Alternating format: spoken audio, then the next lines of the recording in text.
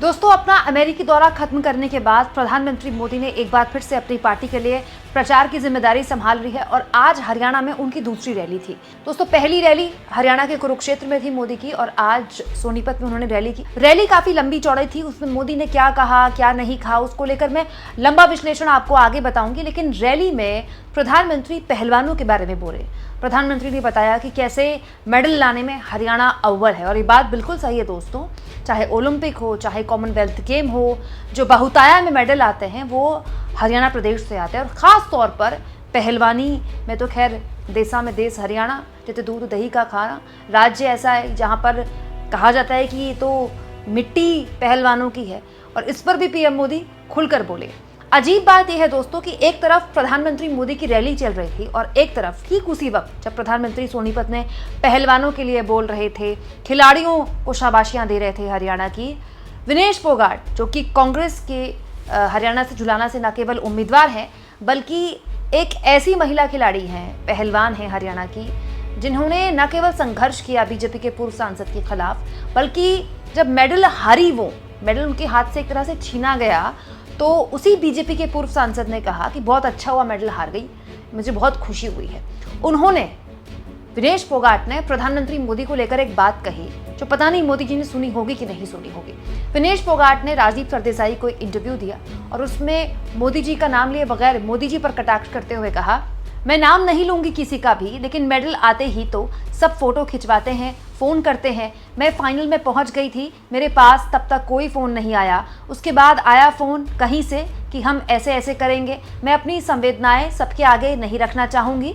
Media में प्रचार करने की बजाय अगर आप शांति से मुझे फ़ोन करके कह देते कि बेटा हम आपके साथ हैं, तो मेरे लिए वही बहुत था। तो क्या वाकई में प्रधानमंत्री मोदी ने विनेश फोगाट को फ़ोन नहीं किया? हो सकता है प्रधानमंत्री केवल उन्हीं को फ़ोन करते हों जो जीत जाते हों।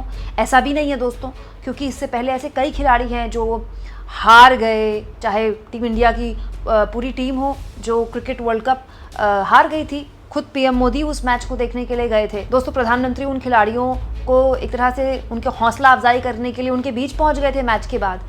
दोस्तों, यहाँ मैं आपको ये भी याद दिला दूँ, प्रधानमंत्री मोदी का उस वक्त विनेश फोगाट के सपोर्ट में एक ट्वीट आया था, सोशल मीडिया में पोस्ट किया था मोदी जी ने अंग्रेजी में कि आप हमारे लिए चैंपियन हैं विनेश, घर आइए, हम आपका स्वागत कर रहे हैं, हम आपका इंतज़ार कर रहे हैं। तो एक अंग्रेजी में पोस्ट किया था, लेकिन वो पोस्ट प्रधानमंत्री की तरफ से केवल सोशल मीडिया में हुआ था और इसी का जिक्र विनेश यहाँ पर कर रही थी कि सोशल मीडिया में प्रचार करने की बजाय अगर मुझे फ़ोन करके बोल देते बेटा हम तुम्हारे साथ हैं, तो मेरे लिए वही बहुत था।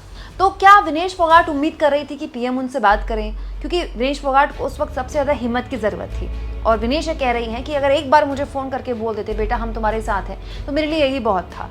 और वाकई में वो वक्त ऐसा था कि आत्मबल इंसान का बहुत कम हो जाता है जब उसको ये एहसास होता है कि केवल एक टेक्निकल वजह से उसके हाथ से जीता हुआ मेडल, सिल्वर तो विनेश ने जीता था, जीता हुआ मेडल भी उससे हाथ से छीन लिया जाए।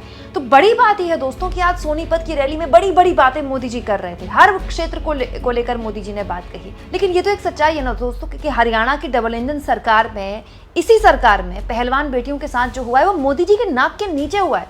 मोदी जी अगर एक बार चाहते तो बृजभूषण शरण सिंह आज जेल में होता। आज तक वो आदमी खुला घूम रहा है, आज तक, और तो उसके बेटे को टिकट दे दिया गया। हाथ नहीं लगा पाई बीजेपी बृजभूषण शरण सिंह को और विनेश फोगाट जैसे लोगों को उसके बाद टारगेट किया गया, उनका चरित्र हनन किया गया। और अब विनेश फोगाट मोदी जी को ठीक उसी वक्त सुना रही हैं ये सब, तब जब मोदी जी हरियाणा में पहलवानों की तारीफ के नाम पर वोट मांग रहे हैं। आप इस मुद्दे पर क्या सोचते हैं दोस्तों? कमेंट बॉक्स में जरूर लिखें और जितना हो सके चैनल को शेयर करें, सब्सक्राइब करें और थैंक्स और ज्वाइन के ऑप्शन से अगर आप चाहें तो कुछ आर्थिक मदद भी चैनल की जरूर करें।